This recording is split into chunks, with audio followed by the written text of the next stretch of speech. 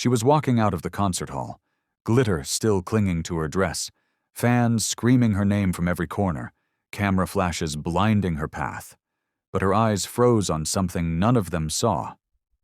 It was a woman, standing across the street, hunched near a lamppost with a basket of roses in her hand. Her clothes were plain, her hair loosely tied, and her face partly hidden beneath the scarf.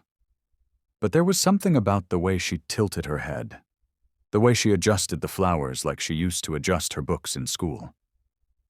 Something that pulled the singer's memory back 15 years. Nora whispered under her breath, "That can't be Maher?"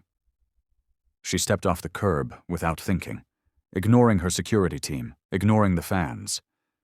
As she got closer, the woman looked up, and time stopped. It was Maher, her childhood best friend, the same Maher who had once shared her lunch when Nora had none, the same Maher who had pulled her out of the bathroom when bullies locked her in. But now her eyes looked older, tired, and her smile was faint, as if life had taught her how to hide pain behind politeness. Maher blinked, confused. "Nora?" Nora couldn't believe it. "What are you doing here?" Maher lowered her eyes. "Just trying to make enough for dinner." Nora's heart sank. The woman who once dreamed of being an artist now stood on the cold street, selling roses to strangers who wouldn't even remember her name.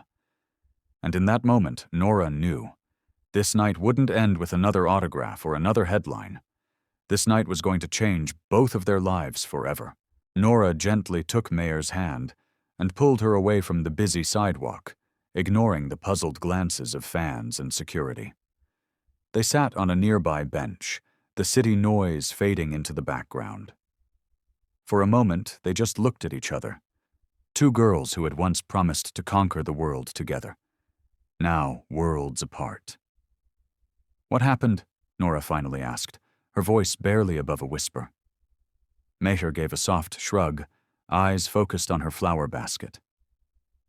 "Life happened. My father passed away during our final year. I had to quit school, take care of my mother. Then she got sick too. Jobs came and went, and now, this." "But you were the brightest," Nora said, almost to herself. "You used to draw like magic. You had dreams." "I still do," Maher smiled sadly. "But dreams don't pay hospital bills." Nora felt a sharp ache in her chest. Her life had been filled with spotlights, private jets, and sold-out arenas. But somewhere in that glitter, she had lost the one person who once believed in her when she couldn't believe in herself. "Why didn't you reach out?" she asked. Maher chuckled quietly. "And say what?" "Hey, Nora, I'm broke and lost and selling flowers on the street, remember me?" "I didn't want you to pity me." Nora shook her head. "Maher, you don't need my pity. You need my friendship. And maybe a way back to your dream." Maher blinked. "What do you mean?" Nora's eyes lit up with something fierce and certain. "I have a gallery opening next month. Empty walls. I want your art there. All of it." Maher's breath hitched. "Nora, I haven't painted in years." "Then start again, tonight, with me." And just like that, something shifted. Not in the city or in the world, but between two souls reconnecting through a bond that neither fame nor failure could break. The next few weeks unfolded like a quiet miracle. Nora cleared out a sunlit room in her mansion and filled it with art supplies, canvases, brushes, oils, watercolors. Maher stepped into it hesitantly, her hands trembling the first time she picked up a paintbrush again. But once she touched the canvas, it was like her soul remembered everything it had been forced to bury. Nora watched her with quiet awe, canceling studio sessions just to sit nearby, sipping coffee and marveling at the colors Maher poured onto blank space. Their old laughter slowly returned. Silly jokes from school, childhood memories of sneaking into the art room after hours. There were tears, too, soft and healing. Late-night talks about pain, loss, regrets, and second chances. On the night of the gallery opening, Meher stood in a simple black dress, her fingers nervously gripping Nora's hand as they entered the bright hall. Every wall was adorned with her work. Portraits of ordinary people filled with emotion, bold landscapes brimming with hope, abstract splashes that somehow made perfect sense. The crowd was thick with celebrities, collectors, and art critics. But Meher's eyes only searched for one thing: validation not from fame, but from her own heart. As guests whispered in admiration, approached to ask about her inspiration, or even placed bids, she still looked uncertain. Until she saw Nora, standing at the center, clapping with the brightest smile. When the auction ended, Meher had sold every piece, enough to pay her debts, enough to start again. As the evening quieted, Nora wrapped her arm around Meher and whispered, "You weren't lost. Just waiting to be found again." Meher blinked away tears.